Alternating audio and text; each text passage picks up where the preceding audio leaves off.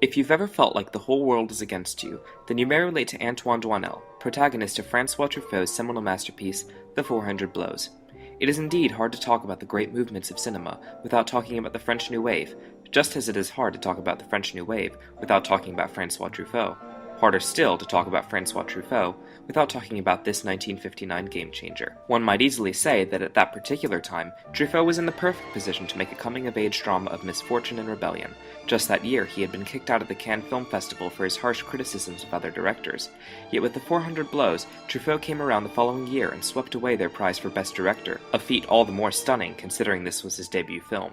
Film critic Eric Snyder compares this to getting thrown out of a comedy club for heckling one weekend, then winning the open mic competition the next. To be honest, I don't believe I've ever seen a French film quite as masterful, as touching, or as elegant as this one. And considering France is pretty much the birthplace of cinema, that's really saying something. Upon its initial screening, Bosley Crowther of the New York Times spoke of it as being a small masterpiece with overwhelming insight. But not only did the film glean immediate praise across the globe, but 60 years later it still stands strong as an enduring classic of French cinema. Filmmakers and critics alike have consistently described it as not only one of the greatest films ever made, but one that they could place among their personal favorites, with Japanese director Akira Kurosawa calling it one of the most beautiful films that he had ever seen. The film begins with a series of tracking shots shown behind the opening credits, shots which have been interpreted as the point of view of a child staring out of a car window, which makes sense considering the significance of the only other scene in the film where we truly do have a child's perspective of Paris as seen through a car window. What we see here is that from the very first frame, Truffaut has crafted a film highly conscious of its own visual language, frequently employing clever fades, jump cuts, match cuts, and on numerous occasions, long takes. Truffaut does this in an attempt to move forward his vision of the auteur, that is, a vision of film which places the director as the dominant creative force behind any project. The aim was to elevate classic cinema to the same level of respect as classic literature, so that with the director seen as the author, the camera could be seen as the pen. In the French, camera stylo. Now from the outside, The 400 Blows may appear to be your typical European art house film, impenetrable and cerebral, and I understand where that bias may come from. But contained within this film is a certain honesty that's not likely to be found in many other coming-of-age films. It may be sophisticated, but it doesn't bear the attitude of an adult looking back at their teenage years, as much as it bears the attitude of a teenager. It manages to encapsulate such a wide spectrum of human feelings and experience, but it doesn't allow an emotional narrative to degenerate into a sentimental one. Instead of sugarcoating the past through the deceptive lens of nostalgia, it achieves realism through portraying adolescence as the painful time of life that it is, and even then, it doesn't sink into the trap of becoming your typical Hollywood sob story. In fact, many of the film's most memorable moments are its most tender. There are times of great warmth and joy, as well as times of great sadness. There are so many little things that remain true about the teenage experience to this day, like that moment where you wake up for school and you realize you've forgotten to do your homework, or when your parents try to comfort you by telling you a story about their teenage years, remaining completely oblivious of how unhelpful they are. More relatable than anything else is perhaps the constant state of subtle paranoia that Antoine lives in, as shown by his need to hide everything from his parents. In the mind of a growing child, even something more or less innocent could be misinterpreted by a suspicious parent. Parents disent que tu mens tout le temps. Bah, je mens de temps en temps, quoi. Des fois, je leur dirais des choses qui seraient la vérité, ils me croiraient pas, alors je préfère dire des mensonges. Even though the entire film seems to be told in a series of small episodes, each episode strings together remarkably well into a chain of cause and effect that stretches across the entire film in a plot so vast it defies summary, setting up a theme of actions and consequences.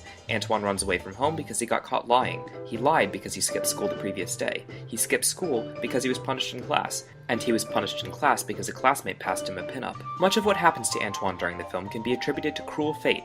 Si votre copie se présente la première, c'est que j'ai décidé aujourd'hui de donner les résultats dans l'ordre inverse du mérite.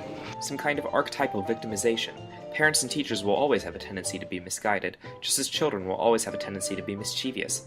Yet if there is one concept that haunts him like no other, it's responsibility. Many of his actions throughout the film are merely attempts to dodge the consequences of previous actions. This isn't surprising when we discover that his parents are just as irresponsible as he is. They're almost eager to relinquish him over to the care of the state's rehab programs. On a tout essayé, monsieur le commissaire. La douceur, la persuasion, les sanctions. With every pivotal scene between Antoine and his parents, his mother is reminded of her responsibility to her child, and his stepfather is reminded of the responsibility that he adopts by marrying her. Antoine is certainly not without blame. Mais si seulement il avait voulu se confier à nous. Et pensez-vous, on lui parle, il est ailleurs. Tenez, vous croyez qu'il écoute, là? But what he undergoes is not unlike the downfall of a Greek tragic hero, a catharsis, that is, a releasing of repressed emotions, leading to a greater kind of self-discovery. As an adolescent, protagonist Antoine Doinel is constantly reshaping his understanding of the world around him as he encounters it. Je sais très bien qu'à l'école, on apprend des tas de choses inutiles. L'algèbre, la science, ça sert à peu de gens dans la vie. Mais le français, hein? Le français, on a toujours des lettres à écrire.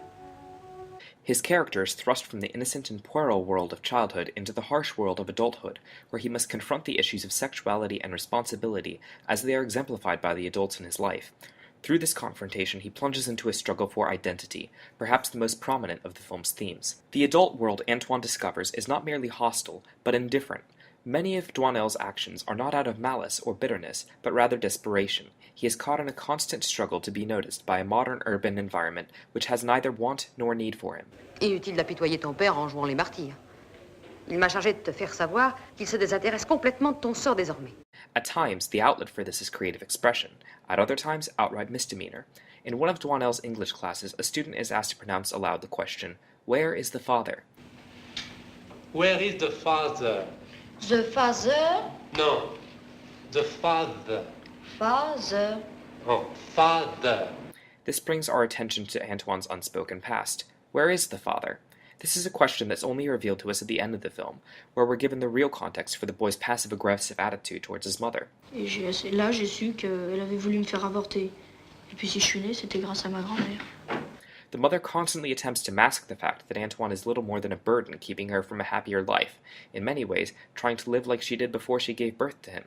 Doinel's stepfather tries to keep a warm and positive attitude towards his stepson. Ah, pour la cantine, il me faudra un peu de... Qu'est-ce que tu dis? Il me faut juste 1000 francs, pas seulement. Si tu me demandes 1000 francs, c'est que t'en espères 500, donc t'as besoin de 300.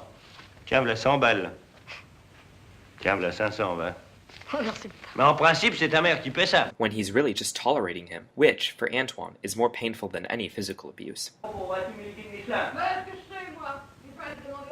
Il dit qu'il n'y a pas touché. Il ment comme il respire.